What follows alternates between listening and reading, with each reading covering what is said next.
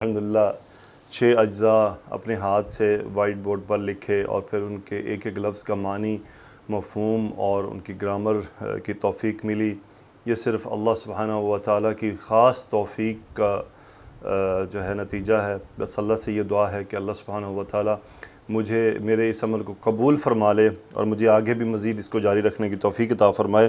جی سب سے پہلے میں قرات کر دوں جو آج ہم نے پڑھنا ہے۔ اعوذ باللہ من الشیطان الرجیم، بسم اللہ الرحمن الرحیم۔ وَإِذَا سَمِعُوا مَا أُنزِلَ إِلَى الرَّسُولِ تَرَىٰ أَعْيُنَهُمْ تَفِيضُ مِنَ الدَّمْعِ مِمَّا عَرَفُوا مِنَ الْحَقِّ يَقُولُونَ رَبَّنَا آمَنَّا فَاكْتُبْنَا مَعَ الشَّاهِدِينَ وَمَا لَنَا لَا نُؤْمِنُ بِاللَّهِ وَمَا جَاءَنَا مِنَ الْحَقِّ وَنَطْمَعُ أَن يُدْخِلَنَا رَبُّنَا مَعَ الْقَوْمِ الصَّالِحِينَ فَأَثَابَهُمُ اللَّهُ بِمَا قَالُوا جَنَّاتٍ تَجْرِي مِن تَحْتِهَا الْأَنْهَارُ خَالِدِينَ فِيهَا وَذَلِكَ جَزَاءُ الْمُحْسِنِينَ وَالَّذِينَ كَفَرُوا وَكَذَّبُوا بِآيَاتِنَا أُولَئِكَ أَصْحَابُ الْجَحِيمِ يَا أَيُّهَا الَّذِينَ آمَنُوا لَا تُحَرِّمُوا طَيِّبَاتِ مَا أَحَلَّ اللَّهُ لَكُمْ وَلَا تَعْتَدُوا إِنَّ اللَّهَ لَا يُحِبُّ الْمُعْتَدِينَ وَكُلُوا مِمَّا رَزَقَكُمُ اللَّهُ حَلَالًا طَيِّبًا وَاتَّقُوا اللَّهَ الَّذِي أَنْتُمْ بِهِ مُؤْمِنُونَ۔ صدق اللہ العظیم۔ جی آئیے دیکھتے ہیں۔ وَإِذَا سَمِعُوا، اذا ظرف ہے اور یہاں پہ شرط کا کام کر رہا ہے۔ اذا سمعوا ہم فاعل، فعل ماضی جمع مذکر غائب کا صیغہ۔ اذا سمعوا جب انہوں نے سنا، یہ جو انہوں نے سنا یہ مفعول ہے ما انزل الی الرسول،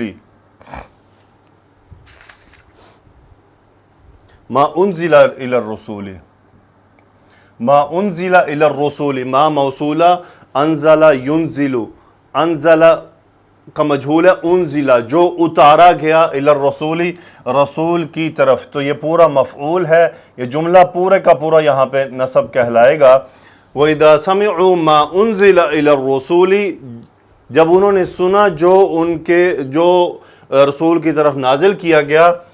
اب یہ جواب شرط ہے ترا، انت فاعل اس کا، ترا فعل مضارع واحد مذکر حاضر کا صیغہ، ترا اعینہم، عین ان کی جمع، اعین نگاہیں، حالت نصب مفعول ہے ترا کا، آپ ان کی نگاہوں کو دیکھتے ہیں، تفیض من الدمع، اب یہ ان آنکھوں کا حال ہے، تفیض من الدمع، فا واو ضاد مادہ فاض یفیض من الدمع، یعنی اس کا مطلب ہے بہنا، تفیض من الدمع آنسوؤں سے بہتی ہیں، یعنی ان میں سے آنسو بہتے ہیں۔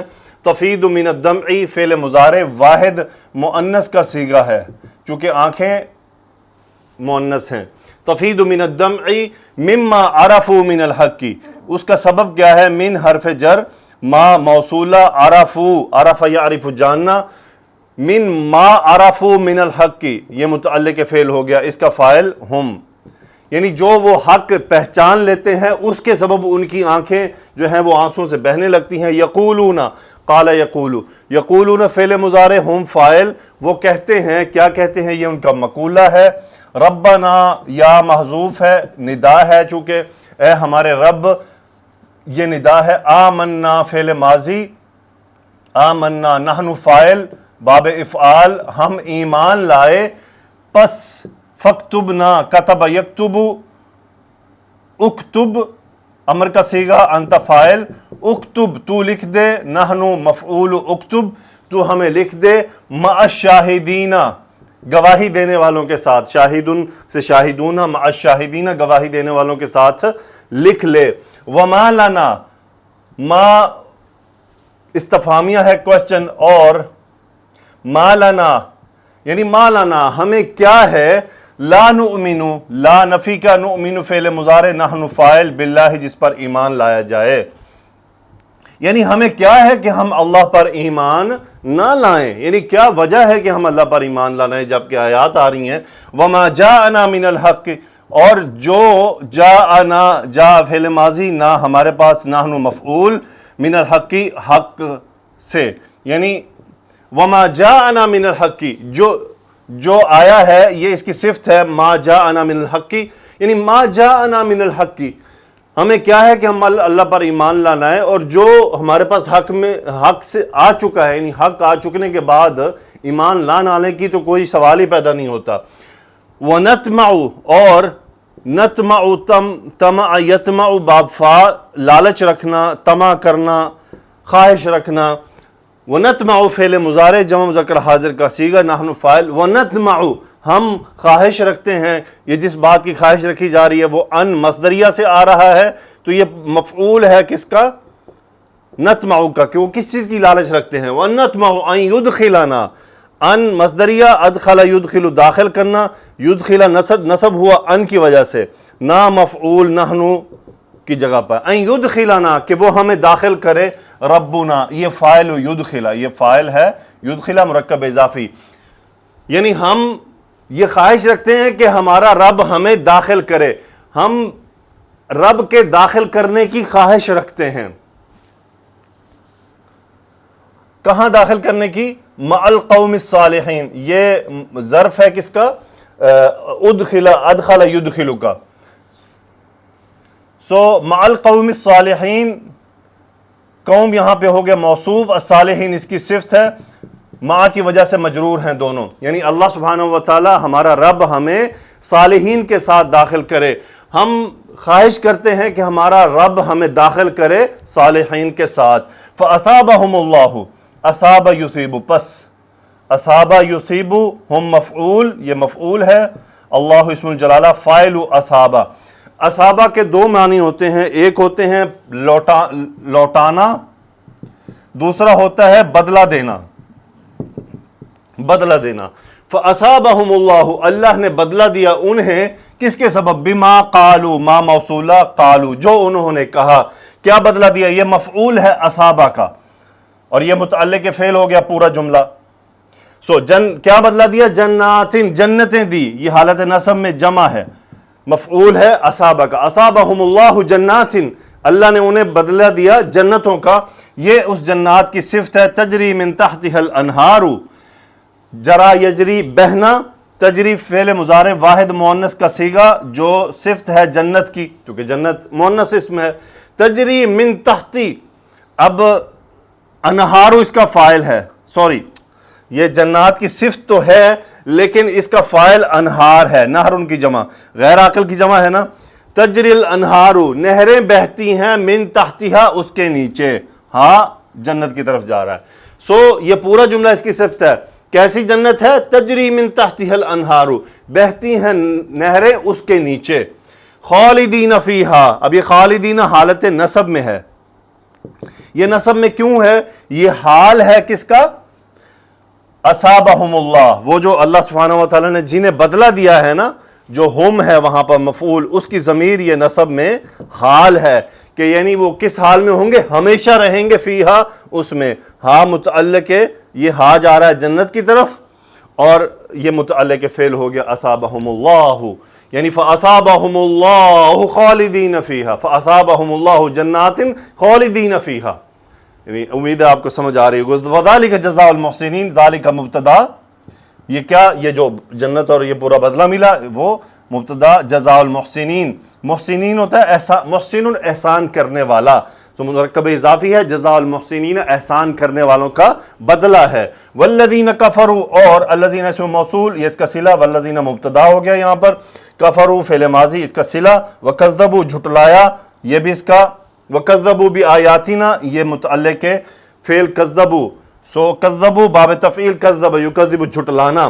والذین کفروا جنہوں نے کفر کیا، وکذبوا اور جھٹلایا بآیاتنا ہماری آیات کو، یہ اس کی کیا ہے؟ خبر ہے، کس کی؟ الذین کا، اولئک مبتدا، اصحاب الجحیم جہنم والے مرکب اضافی، تو یہ پورا جملہ کس کا ہے؟ خبر والذین کا، اولئک اصحاب الجحیم وہی ہیں جہنم والے۔ یا ایھا الذین آمنو، یا ندا ایھا الذین، اے وہ لوگو جو ایمان لائے ہو، آمنو اس کا صلہ، اے وہ لوگو جو ایمان لائے ہو، لا تحرمو، حرم یحرم حرام کرنا، امر کا نہیں، لا تحرموا نون ڈراپ ہو گیا، انتم فاعل، لا تحرموا تم حرام مت کرو، طیبات پاک چیزوں کو، یہ مفعول ہے حالت نصب میں، یعنی پاک چیزوں کو حرام مت کرو، ما احل اللہ لکم، اب یہ اس کی صفت ہے، وہ کیا ہے؟ ما احل اللہ لکم، ما جو احل یحل حلال کرنا، اسم الجلالہ فاعل، ما احل اللہ جو اللہ نے حلال کیا ہے، لکم تمہارے لیے، احل باب افعال میں سے ہے، ہاں لام مادہ، احلل یحلل سے احل یحل، ولا تعتدوا، پھر لا نہیں، دوسری بات کیا ہے کہ لا تحرموا ولا تعتدوا، اعتداء یعتدی باب افتعال، حد سے آگے بڑھنا، ولا تعتدوا اور حد سے آگے نہ بڑھو، ان اللہ اسم انا لا يحب المعتدین، خبر انا لا نفی کا، احب یحب باب افعال، ہا با مادہ محبت کرنا، لا يحب المعتدین، معتدین حالت نصب میں، یحب کا مفعول کہ اللہ تعالیٰ حد سے آگے بڑھنے والوں کو پسند نہیں کرتا، اور کیا ہے؟ وَكُلُوا انتم امر کا صیغہ، تأکلون سے نون ڈراپ، تا ڈراپ، پڑھا نہیں جا رہا، یہ بھی ڈراپ ہو گیا، کلو انتم فاعل، کلو تم سب کھاؤ، کیا کھاؤ؟ حلالن طیبن، حلال اور پاک، حلال پاک چیزیں کھاؤ، یہ دونوں مفعول ہیں کلو کا، اور یہ متعلق فعل ہے، کہاں سے کھاؤ؟ من حرف جر، ما موصولہ، رزق یرزق رزق دینا، ما رزق، رزق فعل ماضی واحد مذکر غائب کا صیغہ، کم مفعول، اسم الجلالہ فاعل، ما رزقکم اللہ، یعنی اس میں سے حلال اور پاک کھاؤ جو تمہیں اللہ نے رزق دیا ہے، واتقوا اللہ، واتقوا انتم امر کا صیغہ، تم ڈرو اللہ سے، مفعول حالت نصب میں، تم اللہ سے ڈرو، اب یہ اللہ کی صفت ہے، الذی یہ صفت ہے، الذی جو یعنی جس پر، انتم بہ مؤمنون یہ صلہ ہے، تم مؤمنون جس پر تم ایمان رکھتے ہو، ہی اللہ کی طرف ریورٹ ہو رہا ہے، الذی انتم بہ مؤمنون جس پر تم ایمان رکھتے ہو اس سے تم ڈرو۔ تو یہ تو گرامر تھی، اس کی لفظی ترجمہ تھا، آئیے اب اس کی تفسیر میں دیکھتے ہیں مختصراً کیا ہے۔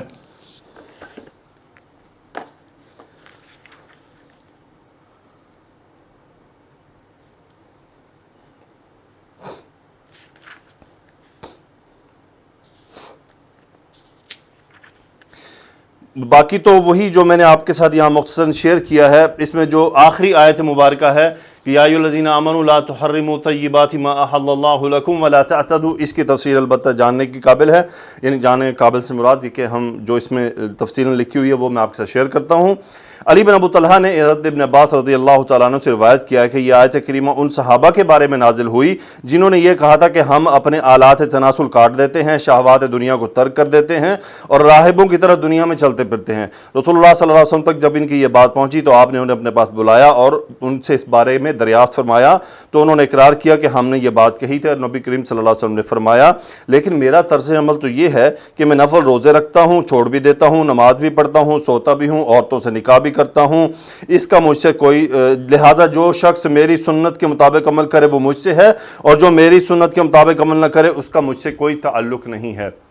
کتنی واضح بات ہے کہ جس عمل کا تعلق رسول اللہ صلی اللہ علیہ وسلم کی سنت سے ہوگا وہی قابل عمل ہے، وہی باعث اتباع ہے، باقی کوئی عمل باعث اتباع نہیں ہے۔ پھر اللہ کے نبی صلی اللہ علیہ وسلم سے کیا فرما رہے ہیں کہ اس سے مجھ سے کوئی تعلق نہیں ہے۔